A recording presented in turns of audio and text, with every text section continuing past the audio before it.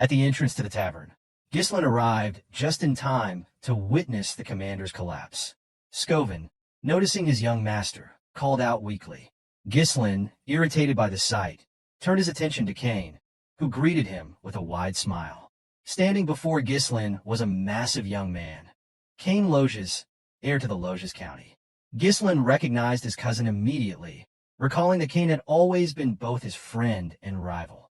As Kane descended the stairs, Ghislain asked Ricardo for an explanation. Ricardo revealed that he and Scovin had come to the tavern to investigate reports of a disturbance. Upon arrival, they encountered Kane and his escort knight. Recognizing them, Kane questioned the rumors he had heard about Ghislain. Scovin had attempted to explain the details, but Kane had silenced him by grabbing his jaw. With a sinister smile, Kane accused Scovin of lying to the heir of Loges County before proceeding to beat him. Kane then asked Ricardo to recount the story properly. According to him, the rumors suggested that Ghislain, despite never training, had taken down an orc with his bare hands and single-handedly dealt with traitorous knights. Kane, mocking the tale, claimed he was merely giving the commander a wake-up call to knock some sense into him. Kane turned his attention to Ghislain, accusing him of being the root of the situation. He sneered, claiming that none of this would have happened if Ghislain hadn't lied. Ghislain immediately remembered Kane's behavior, recalling how his arrogant cousin had always treated him like a subordinate. Every time Kane visited Perdium, he caused trouble, yet no one dared confront him because of his high status. Kane's bold demeanor and confidence were celebrated as qualities befitting an heir, while Ghislain's insecurities and perceived weakness drew criticism. Unexpectedly, Ghislain smiled at the memory. Kane, startled, hadn't anticipated such a reaction. Normally, Ghislain would have charged at him after such blatant provocation. A few hours earlier in Loges County, the spy approached Kane with a request to kill Ghislain. Kane was initially shocked, but listened as the spy assured him that the esteemed one would support his family if he succeeded. Kane admitted that dealing with Ghislain wouldn't be difficult, but killing the heir of a county was another matter entirely. He asked how such an act could be executed without causing scandal. The spy explained that they could lure Ghislain into a duel and stage his death as an unfortunate accident. The spy assured Kane that the duel could be made to look like a trivial dispute between heirs. Disguised as an escort knight, he promised to orchestrate the situation perfectly.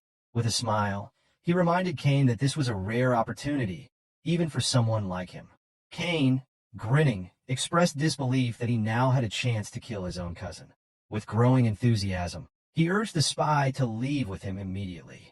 Right at this moment, Kane pondered why the mysterious organization might want to eliminate Ghislain. He suspected that something about his cousin had changed. Smiling at the thought, Kane asked Ghislain why he was simply standing there. Sitting casually on the stairs, he demanded Ghislain bring whatever he had prepared for him. Ghislain, puzzled, asked Kane what he meant. Kane explained that he had heard about the festival's interruption and insisted they liven things up and enjoy themselves.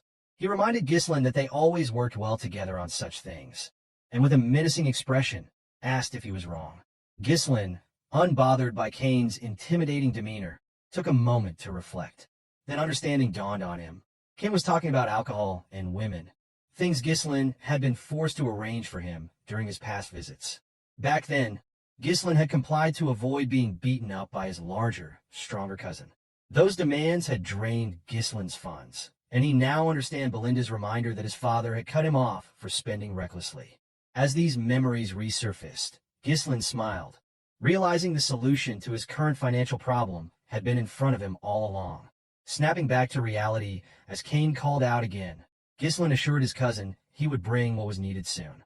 However, with a sharp look in his eyes, he informed Kane that there was a debt to settle first. The spy, observing from the side, was startled by the shift in Ghislain's demeanor. Confused, Kane asked what Ghislain was talking about. Ghislain explained with a calm smile that all the extravagant arrangements Kane had enjoyed were paid for out of his own pocket. Now he demanded repayment, 1,000 gold to be precise. Kane, taken aback, protested that the expenses couldn't have exceeded 100 gold. He claimed that the money was merely a friendship fee, given out of appreciation for Kane's companionship. Ghislain scoffed and called Kane an idiot, stating that he had always been treated as a doormat. With a smirk, Ghislain warned Kane to repay him immediately or face a beating. The tavern fell silent as onlookers gawked at Ghislain's boldness. Cain sighed, stood, and accused Ghislain of acting out because he had been lenient with him. He dismissed the idea that Ghislain had grown stronger and accused him of spreading false rumors about defeating knights. Cain labeled Ghislain a parasite who leached off the land and claimed that everyone in the north regarded him as a worthless scoundrel. With those words, Cain clenched his fist and demanded Ghislain pull himself together. Without further warning, Cain launched an attack.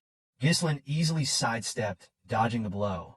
Both Cain and the bystanders, including Ricardo and the spy, were visibly stunned. Cain, growing more agitated, swung again, this time aiming for Ghislain's head.